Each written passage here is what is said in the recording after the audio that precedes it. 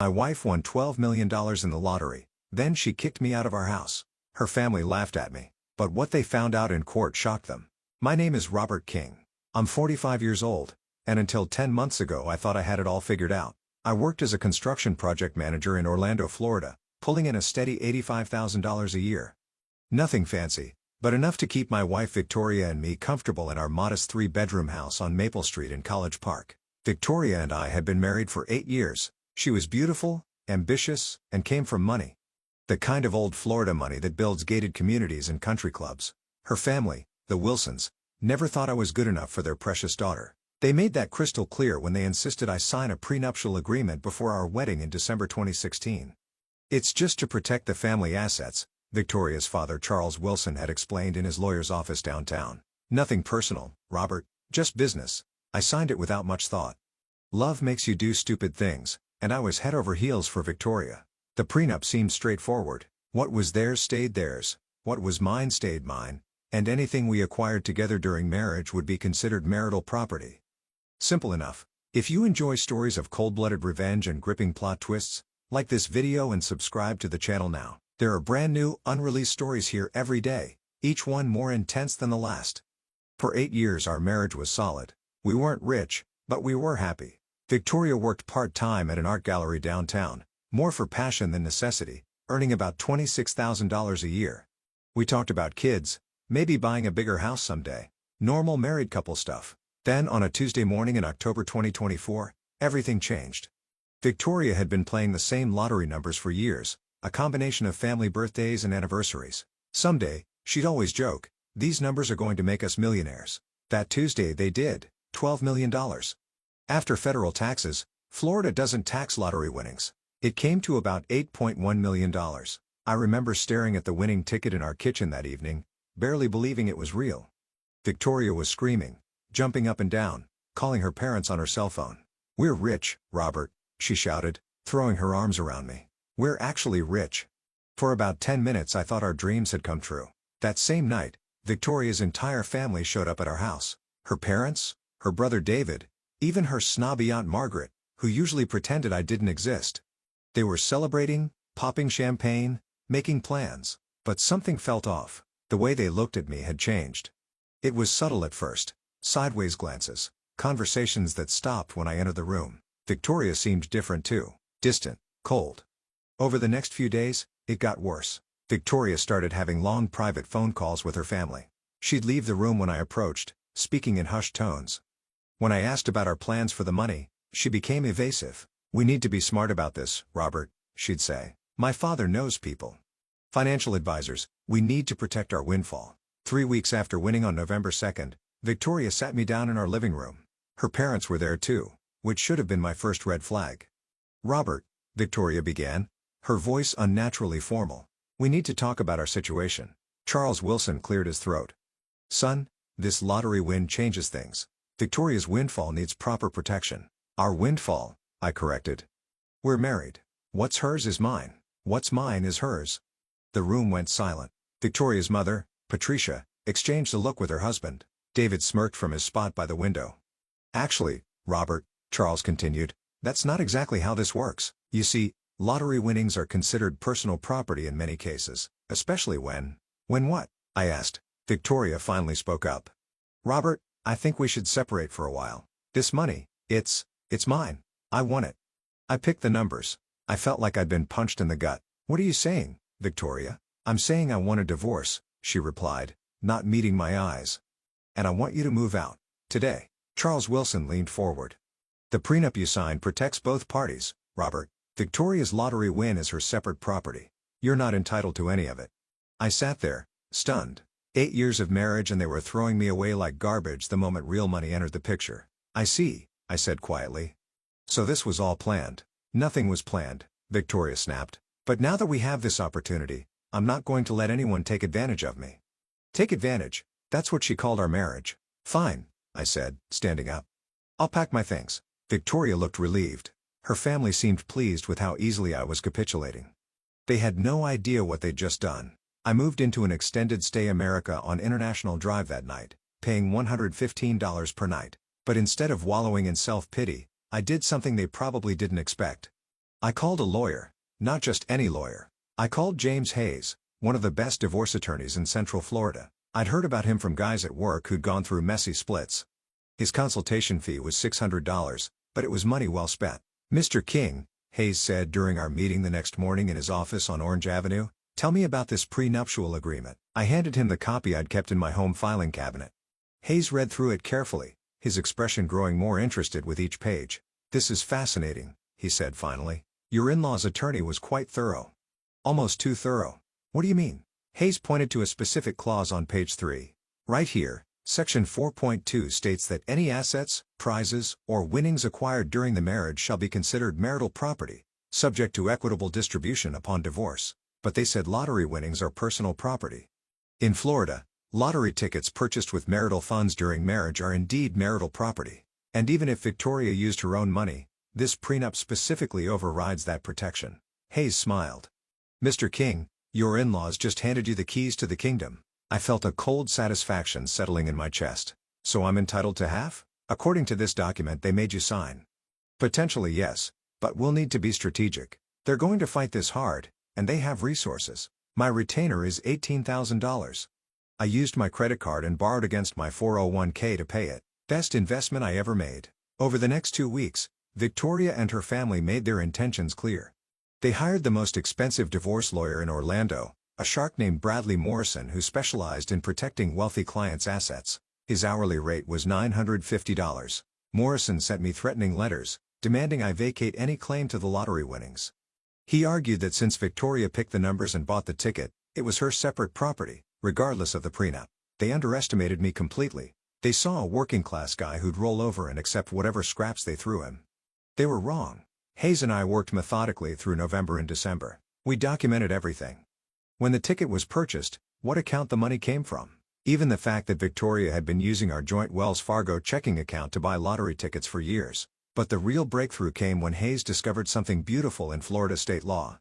"Robert," he said during one of our strategy sessions in late December, "Florida Statute 61.075 is very clear about lottery winnings acquired during marriage. Unless there's a specific agreement stating otherwise, they're marital assets." "But didn't the prenup exclude them?" Hayes grinned.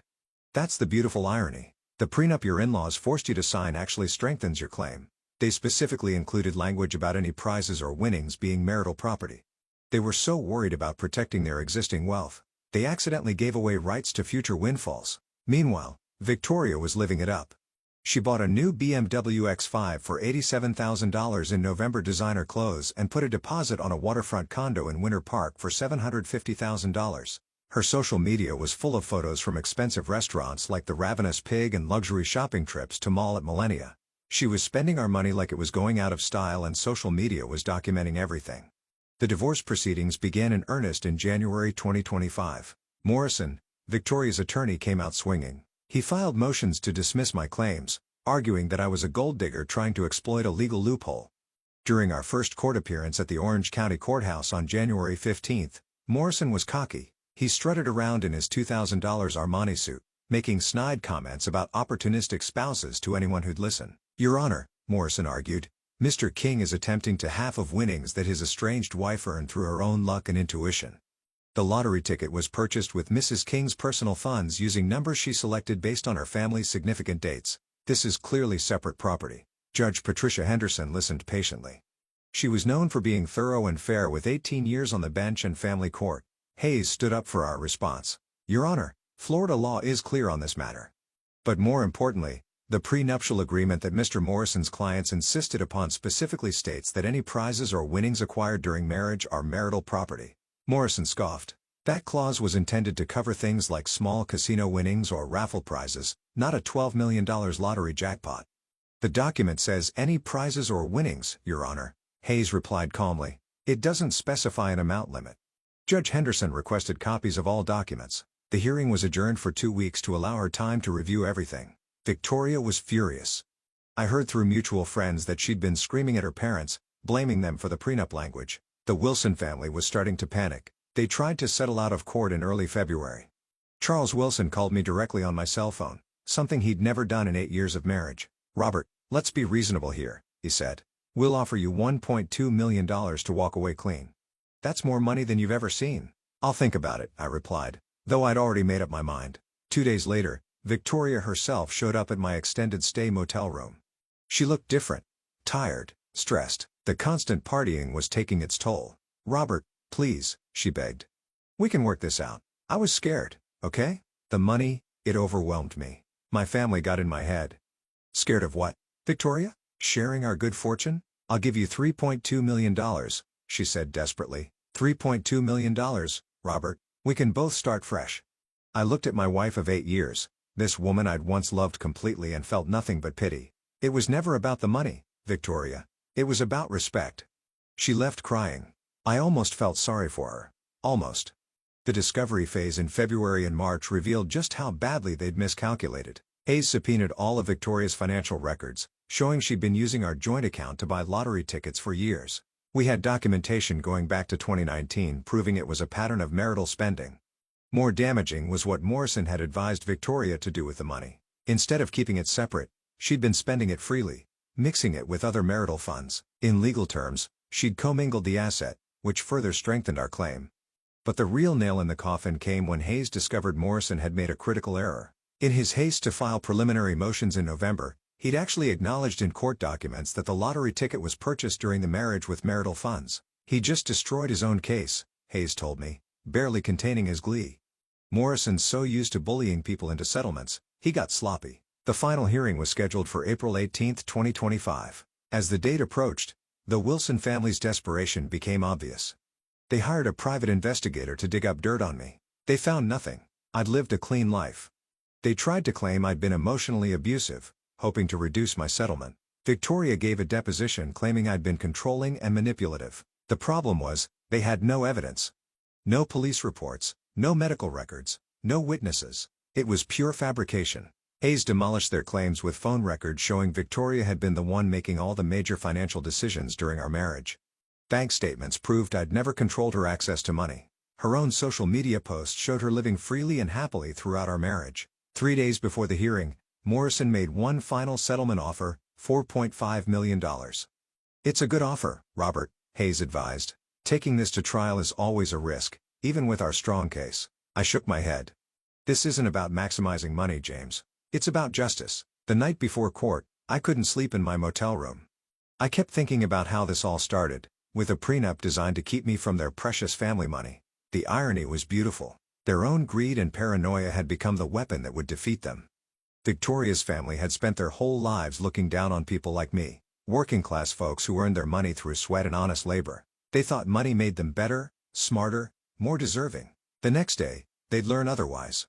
April 18th arrived gray and humid, typical Florida spring weather. I wore my best suit, a navy blue Joseph A. Bank one I'd bought for our wedding 8 years earlier. The irony wasn't lost on me. The Orange County Courthouse was packed. Word had gotten out about the case and local news crews from WESH 2 and Fox 35 were stationed outside. Construction worker fights for lottery millions had become a human interest story. Victoria sat with her family on one side of the courtroom, looking pale and nervous. Morrison whispered urgently in her ear, probably preparing her for what was coming. Judge Henderson took her seat at exactly 9 a.m. "We're here for the matter of King versus King, case number 2025 DRO028470. Mr. Morrison, you may present your opening argument." Morrison stood confidently, but I noticed his hands shaking slightly. "Your Honor, this case is about a vindictive husband attempting to steal money he had no part in earning. Mrs. King selected those lottery numbers, purchased that ticket, and won that prize through her own actions." Hayes remained seated, taking notes on his yellow legal pad. He looked completely relaxed. Morrison continued for 20 minutes, arguing that lottery winnings were personal property, that the prenup didn't apply to unforeseeable windfalls, and that I was essentially a gold digger. When he finished, Judge Henderson turned to Hayes. "Mr. Hayes, your opening statement." Hayes stood slowly. "Your Honor, this case is remarkably simple. We have a prenuptial agreement, signed by both parties in December 2016, that explicitly states any prizes or winnings acquired during marriage are marital property. We have Florida state law that supports this position, and we have documentation proving the lottery ticket was purchased with marital funds during the marriage." He paused, looking directly at Morrison. "The defendants are asking this court to ignore their own contract because they don't like the outcome."